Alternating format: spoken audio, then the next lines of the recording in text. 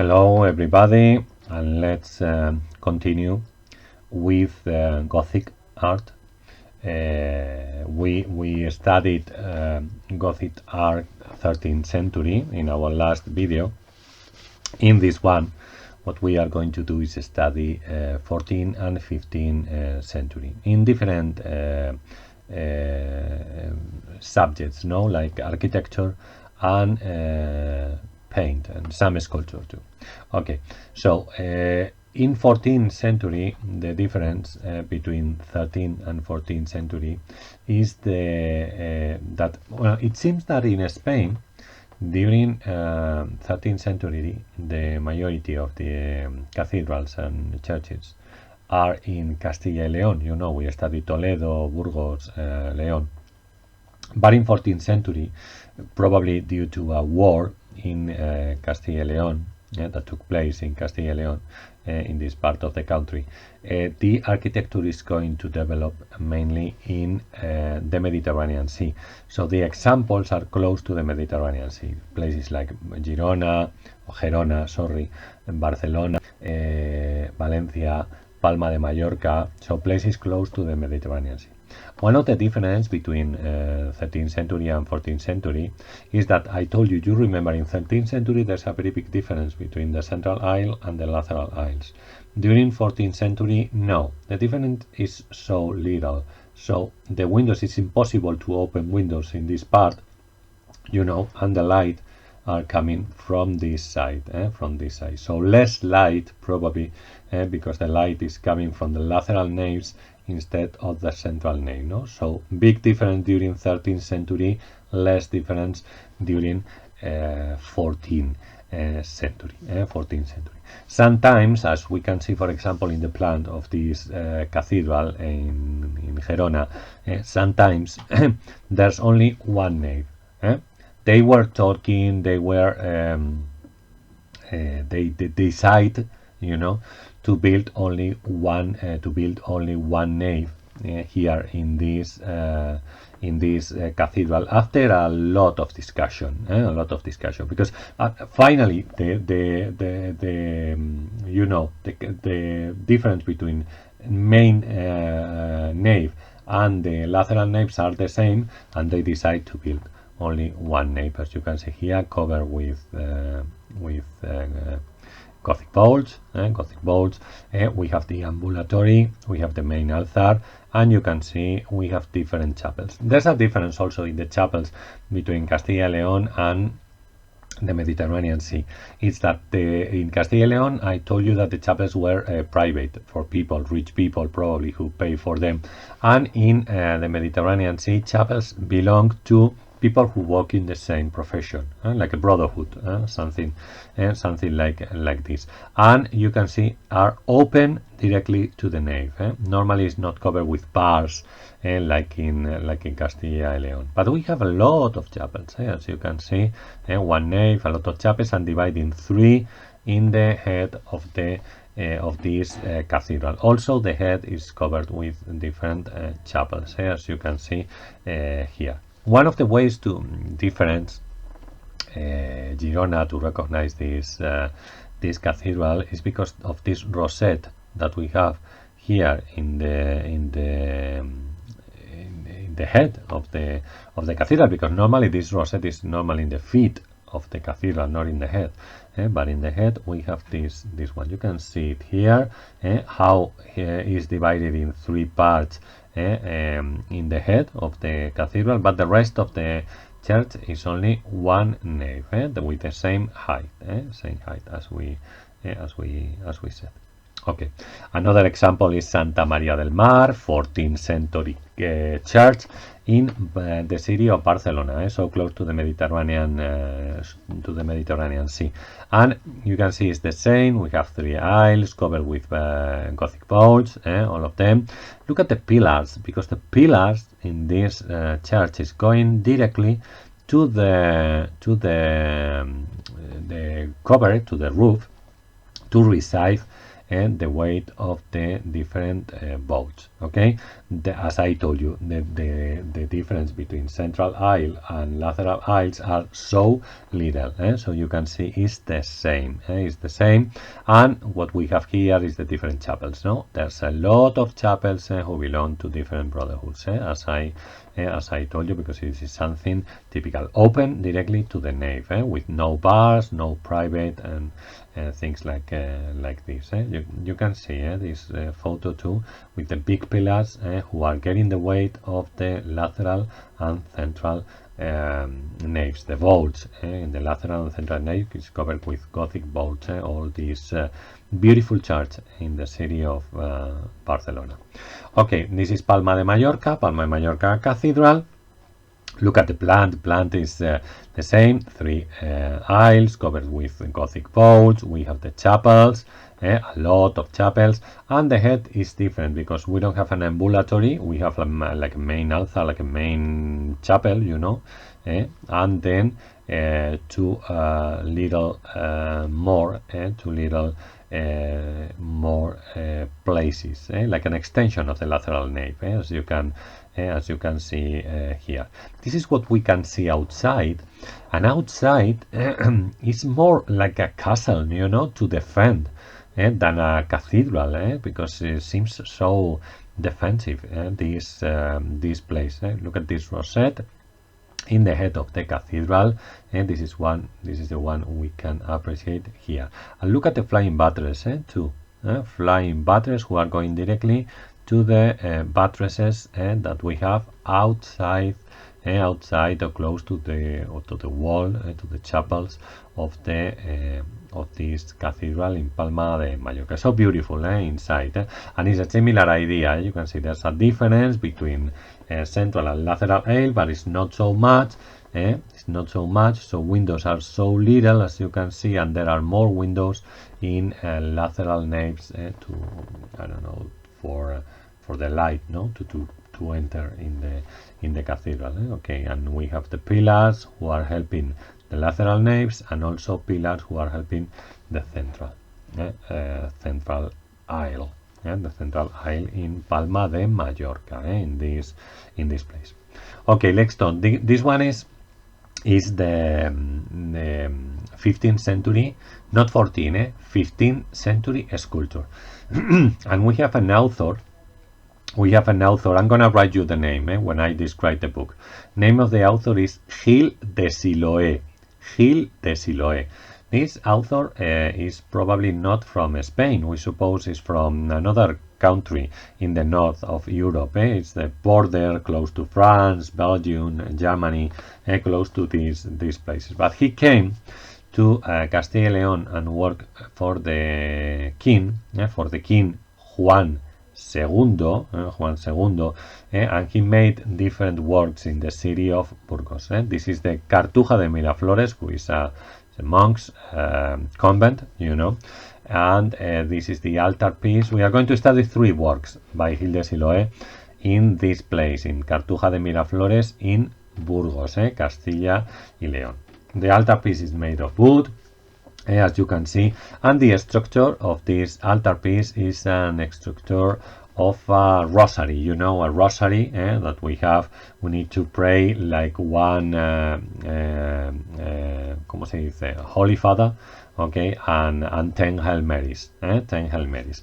So look at the structure. This is the circle representing in this rosary the Holy Father, and we have and it's surrounded by little circles, 1, 2, 3, maybe you can see it better here, 1, 2, 3, 4, 5, 6, 7, 8, and there are 2 more, 10 Hail Marys. No, that's why we said that the structure is from Rossi. And as you can see, everything is filled with decoration.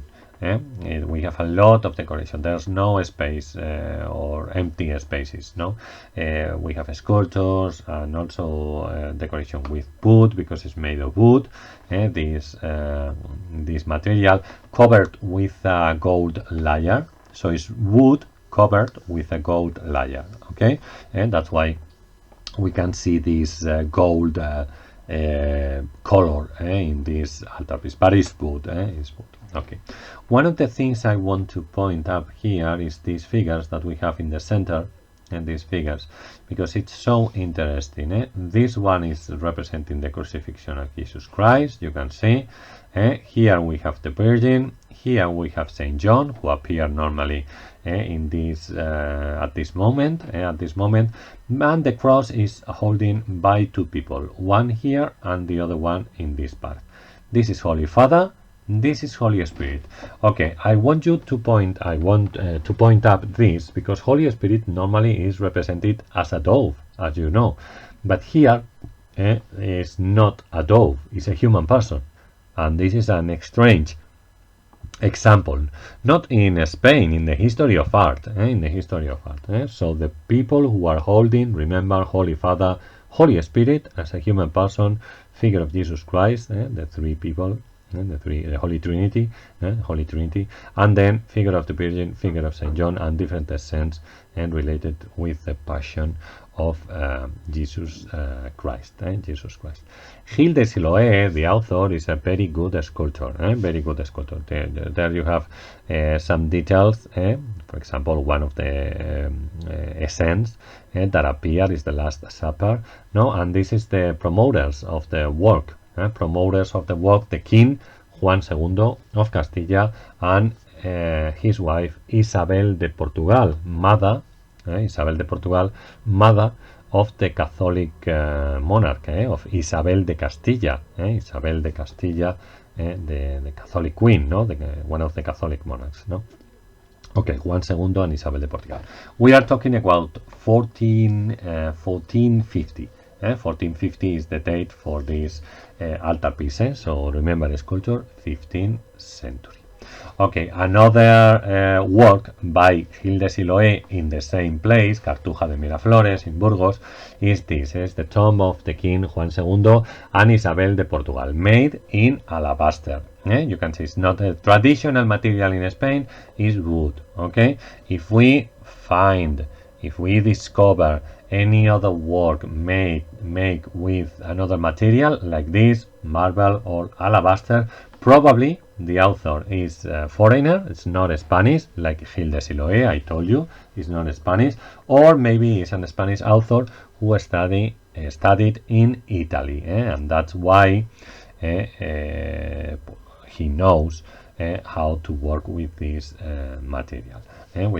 So this one is in alabaster with a lot of details. Look at this, is the figure of the King Juan II, figure of the Queen Isabel de Portugal, and look at the details, for example, in the dress that she is wearing, because she is reading a book. This is the Isabel de Portugal. You can see the book. Look at the details in the hands, and also the decoration that we have around this tomb with a star. With a star structure. It's a very beautiful work, this one in alabaster. And something so similar happened with this tomb. This is the Prince Alfonso, brother of Isabel, the Catholic monarch, one son of Isabel from Portugal, and Juan II, who died so young, with only 17 years old, and the tomb, as you can see, we have the figure of this guy, we suppose, but look at these details, for example, details in the folds that we have, in these gloves that he's wearing, the ring, for example, that he's wearing, or the hair, because it seems that every hair is individualized. That's what I want to talk about, all these details, all these details that this sculptor is going to work with. So you can see. Also, look at this structure, with all this decoration. Everything is filled with decoration. We will see during 15th century. We will talk about in architecture. But this one, with this sculpture made in alabaster too, this hard material, so it's a foreigner person. Keep in mind this name, Gilles de Siloé, this guy who worked in this place, because his son, Diego de Siloé, is an important architect during Renaissance. So during Renaissance we will talk about Diego de Siloé, who is Gil de Siloé's son. Okay, let's go with 15th century paint.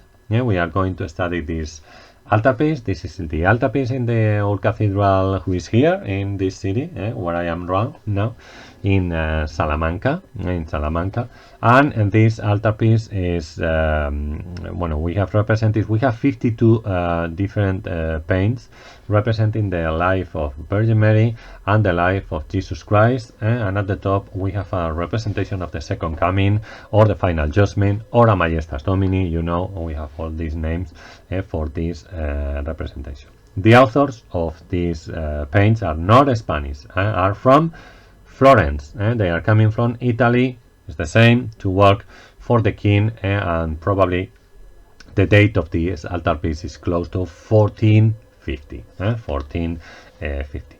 The name of the authors, Daniel, Sanson, and Nicola. Daniel, Sanson, Nicholas, and we have they were brothers. We have that same last name.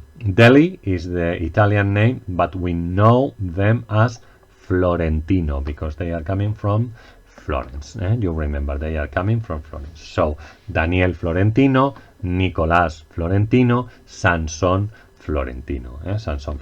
Better of them is Daniel, probably.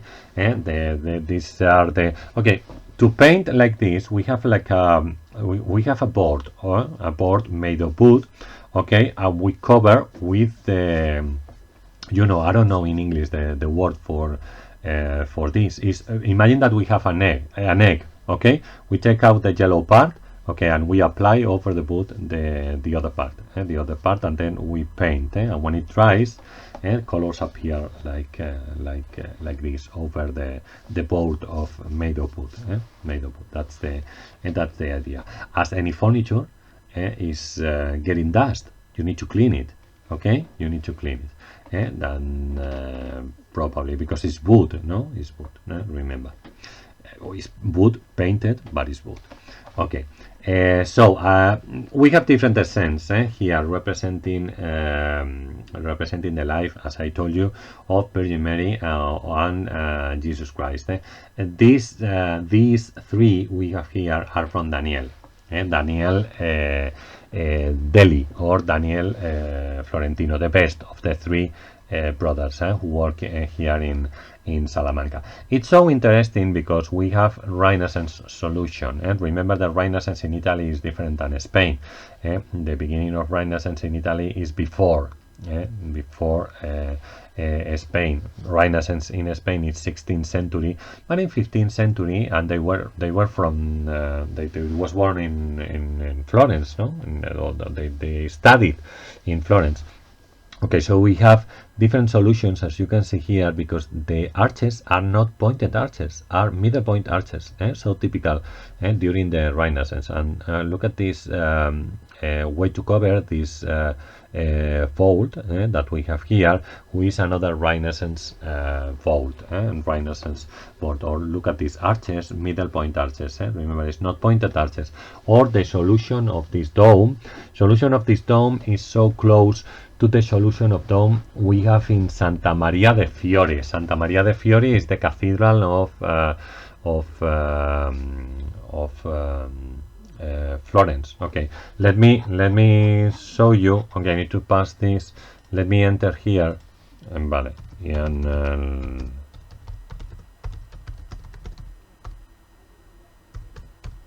look at the dome of this place. The dome of Santa Maria de Fiore, this one, who is, as I told you, similar. It's a similar solution to the one we have in Salamanca in these paints, because probably these brothers that we said studied in Florence, and they were friends of Brunelleschi, and they knew about the progression of Brunelleschi with the dome of this cathedral. Okay, this scene is the Annunciation. Look at the Virgin with this position of the hand that we said is reading in his room when the angel appeared. No, this one is so interesting, and I want to point up a detail. This is Virgin Mary, who is visiting her cousin Isabel. Isabel is the mother of John the Baptist. Mary is the mother of Jesus. Look at the figures of Jesus and John the Baptist here, because they were pregnant when they meet together. They were pregnant. Okay, so you can see figure of Jesus and figure nailed figure of John the Baptist in front of him. It's a very interesting detail of this painting with this pink color that you can see. And this is the killing of the innocents. Another subject with the figure of the king Herodes. I don't know in English if it is like this. The one, and the soldiers killing the children with less than 2 years old. They are very good paintings. This one from Daniel. And then I want to talk about the upper part. No, we said this final judgment. Because this final judgment is so close to. To another one we have in the Sixtine Chapel. You know, this one made by Michelangelo, because Michelangelo is an Italian painter who landed in Florence, like these artists. So the position of Jesus Christ is so similar. Look at the hand. It's not blessed. It's more an idea of healing people. Because remember, second coming, Jesus needs to be hard. He's walking, as you can see. He's walking, he's moving, and with the other hand is trying to open this cut to for everybody to see. That's the idea. Again, if we go to the Sixtine Chapel, vale.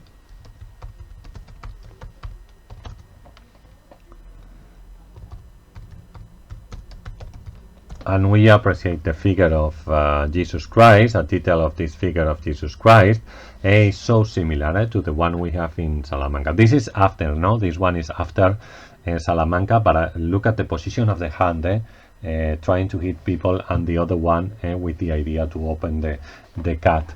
Open the cut is so similar.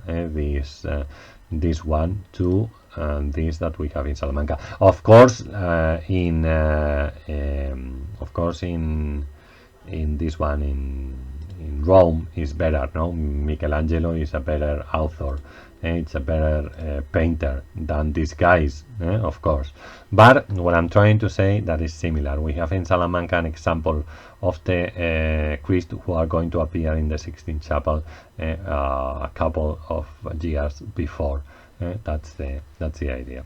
Okay, so surrounded the figure of Jesus by different angels who are holding elements of the Passion, the cross, I don't know, hammer and nails, spear. We have different things, as I told you. And here John the Baptist, here Virgin Mary. In other examples we have seen John the Evangelist. This is John the Baptist. Here John the Baptist and Virgin Mary, and Jesus is separating heaven and hell. As you know, heaven is not interesting. Nothing happens. Everything is so ordered and clear. The most interesting things are in hell. In hell, where we have this figure of a dragon, maybe, I don't know, a snake, big snake, something like this, and all these naked people. Some of them are bishops, some of them are monks, some of them are kings, who are coming into the mouth of this animal, into the mouth of this animal. Okay, yes, guys, yes. Okay, let's talk about the Gothic architecture, 15th century, Gothic architecture, 15th century. And we have we need to talk. Okay, the arches are going to be a little bit different. We have more short of arches at this time. For example, we have this is a pointed arch, no? Gothic arch. This is a pointed arch, a little bit more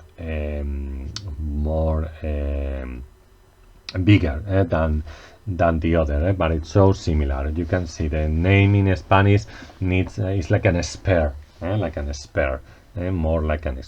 But I want to talk about this. I need to go to my notes to give you. We have a segmental arch. This one segmental arch is this, and this is a segmental arch, guys. We have a ogee arch. An ogee arch is like this. Sorry, is like this with this form. And then a mixed arch, who is this? Segmental arch, ogee arch, and mixed arch. So we have examples of this, more to decorate than to construct or separate different parts of the building, because in 15th century there's an increase of decoration in all buildings. Remember also that the Spanish people, the Catholic people, are going to conquer places in the south of Spain like Malaga, Almeria or Granada, and they were so impressed about of the things that they are going to appreciate in these buildings. So they try to copy, not copy, but imitate the Muslim decoration in some buildings in the north of Spain. That's why we have this structure, this increase of different decoration, no? And who is related also with the fashion, about luxury, and about things related with luxury. So there's a fancy decoration connected with the idea of luxury of the society, as you are going to see. Vaults are going to suffer an evolution, and we have more ribs at this time. So during Gothic time, 13th, 14th century, we have normally 4 ribs, but at this time what we have is more than 4. More than 4. It could be 6, it could be 8, it could be 16, or sometimes 32. No, so they were complicated and changed into an star vault, and that's the name when we have like 16 different ribs, or maybe 32 different ribs, no? And also this one, the mendicant orders are going to the monks are going to construct places with only one nave, but don't worry, because we will study an example and you can see one of these. Look at this vault, this way to cover with more than 4 ribs. We have more than 4 ribs, and different places to meet, and not only in the center. As you can see, we have other places for the ribs to meet, and that's why we talk about this star vaults. Star vault. Remember name of the arches: segmental, ogee, and mixed arches that probably we are going to see in different places. Okay, let's talk about examples. Examples of 15th century architecture in Spain. One is the Cathedral of Sevilla. I suppose you had opportunity to see before you go to the States, guys, and you can see it's a very big cathedral because it's in the same place as we had a mosque. So the mosque was very big, very huge, you know, and the space that this cathedral is going to cover is the same. We preserve also Muslim parts as we study. For example, the courtyard is a Muslim part, the tower, La Giralda, it's another Muslim part. The rest of the building is the cathedral made in 15th century. As we have a lot of space, you can see there are 5 different aisles. 5 aisles, all of them covered with Gothic vault, except this part that you can see here. This is an example, guys. This part who is covered with star vaults, because there was when the cathedral of Sevilla is finished at the end of 15th century. There was a little earthquake in the city of Sevilla, and some parts of the cathedral fell down. They needed to rebuild, and the style has changed. So they decide to include these 4-star vaults, 1, 2, 3, 4, and that we have close to the main altar. Look at the structure of the cathedral, because the structure in the cathedral is like a rectangular form. No, in this one we have yes, we can say we have an ambulatory. This one is an ambulatory. It's a place to walk around the main altar, who is here, but it's not a semicircular form like we saw in other ones, and it is like a square, no, something like this. Another one, this part of the this place to walk are going to be shared with this part, no? The choir is in the middle of the cathedral, like is common in the cathedrals in Spain. Choir in the middle, imitating the Cathedral of Toledo, who Cathedral of Toledo has the choir in the middle, and all cathedrals in Spain are going to have the choir in the middle. Okay, this is the view from the feet of the cathedral to the head. You can see the Gothic vault that we have here, one of the star vaults, probably you can see in this part, and then the big pillars that are going to receive the weight, the weight of the lateral and central naves or aisles.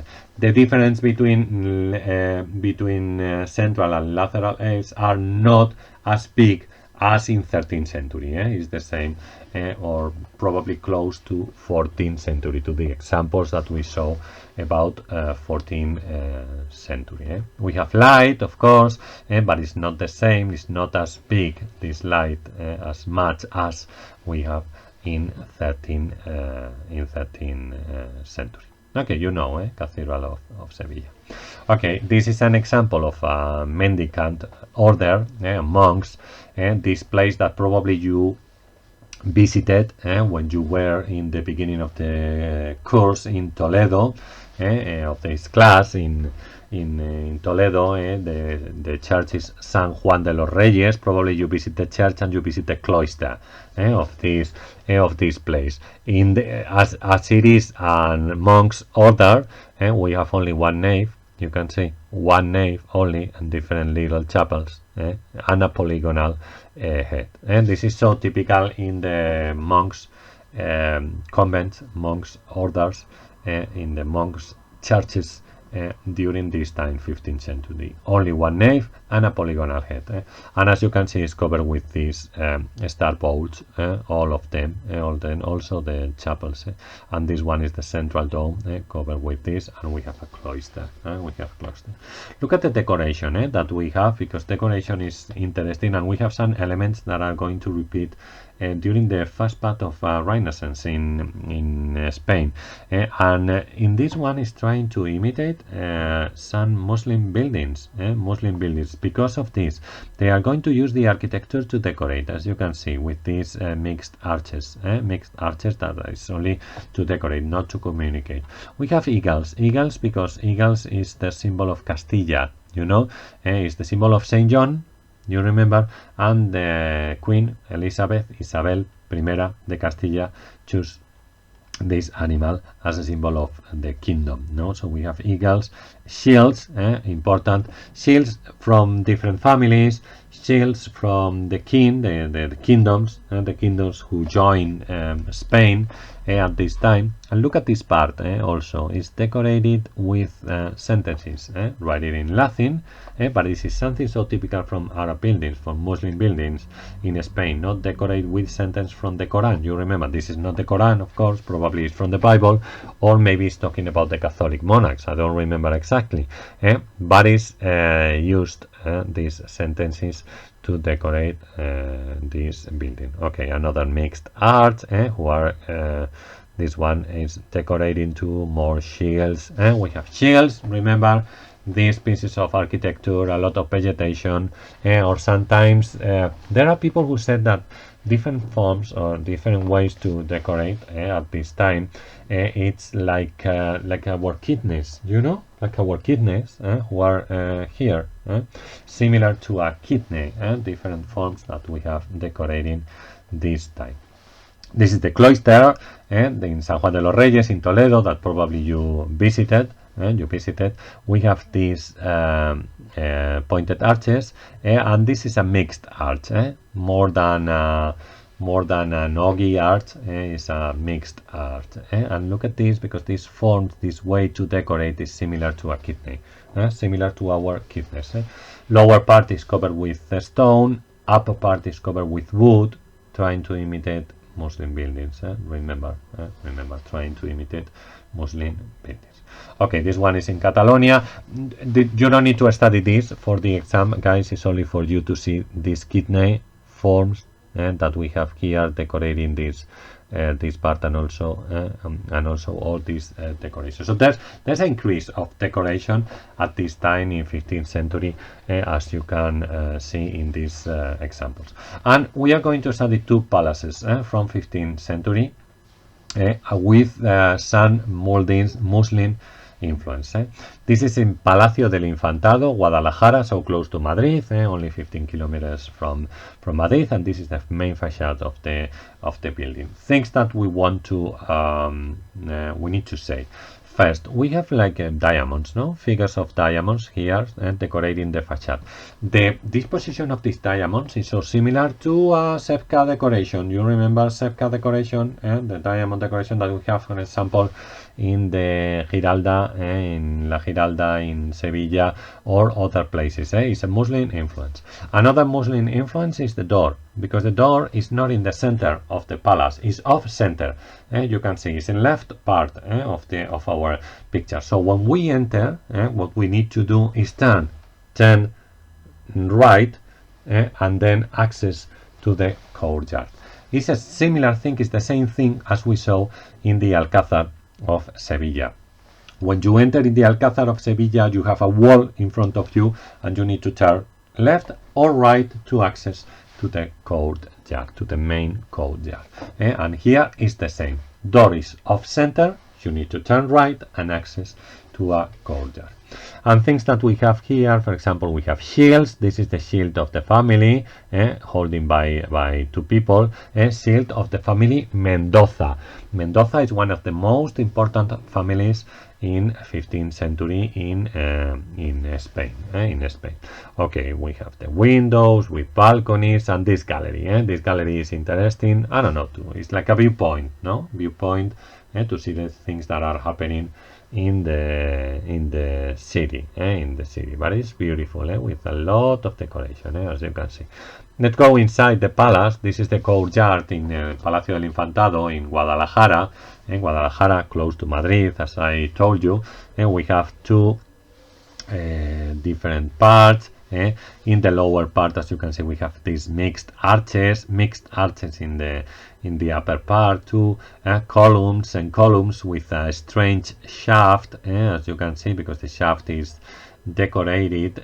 Look at the figures that we have here, this detail, lions, shields of the family, and a lot of decoration. In this place we have like performance during summer, or maybe during the whole year, but during summer we have performances in this beautiful place from 15th century, remember. And another example is here in my city, here in Salamanca. This is the shells house, Casa de las Conchas, because the decoration that we have in the facade is shells. It's shells.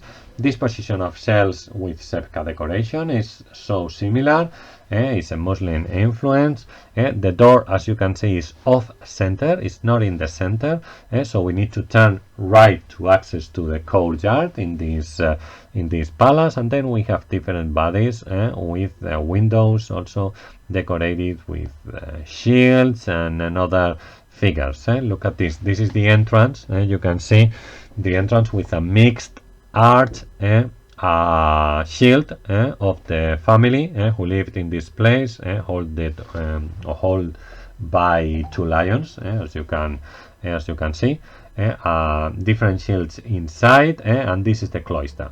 This is the courtyard, the courtyard with a wheel, which is something so typical in the city of Salamanca, and also it's a Muslim thing to have a wheel with water at home. And we have this. It's similar to a three-lobe art, this one, but it's not. It's a mixed art, and at the top it seems like an oggy. No, not oggy.